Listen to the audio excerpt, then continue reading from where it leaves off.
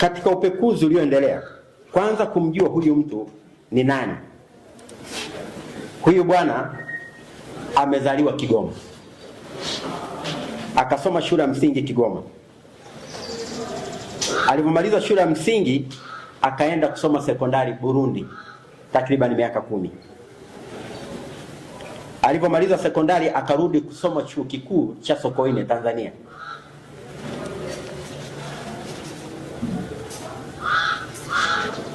Baadaye akaingia katika masuala yake ya utapeli. Alisoma degree gani? Science of what? Alisoma agriculture pale SUA. Lakini yeye ni Mrundi, ni raia wa Burundi, na aliishi kwenye kambi ya wakimbizi Katumba Mpanda kule Katavi. Passport alionayo, anayo passport kuonyesha yeye ni raia wa Burundi. Mitandaoni yeye ni raia wa Tanzania anayeishi Kenya, na anatembea amevaa beji hizi mbili, yenye bibi na bwana wa Tanzania na yenye CCM ambayo haina jina. Hizi beji ndizo anazoweka kifuani.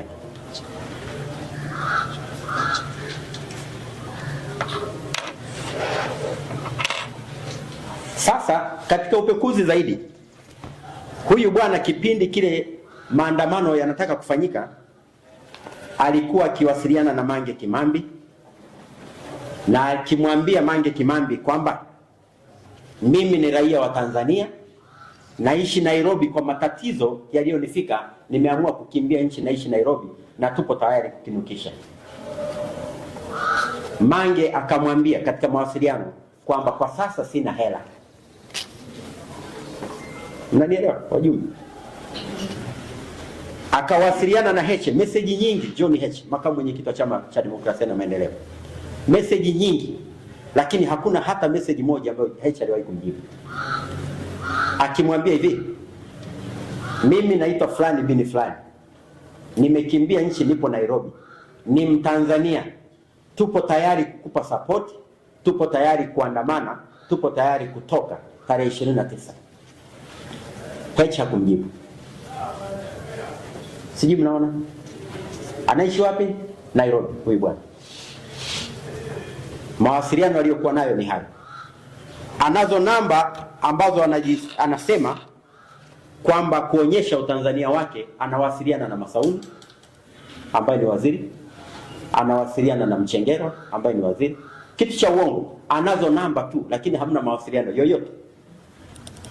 Kwa ukimfikia kama kuna aina yoyote ya uhalifu, anakuonyesha namba za mawaziri na viongozi wengine wengi wa nchi hii.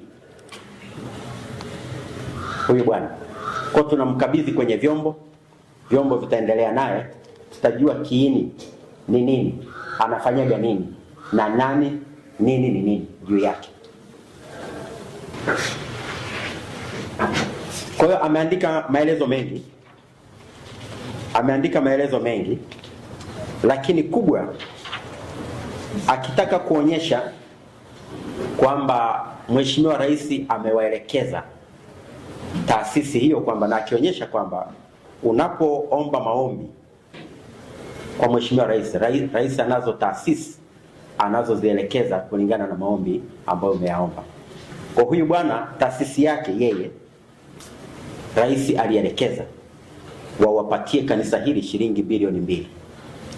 Lakini akaenda mbali akasema, sasa nyinyi kwa kazi kubwa hii tuliyowafanyia,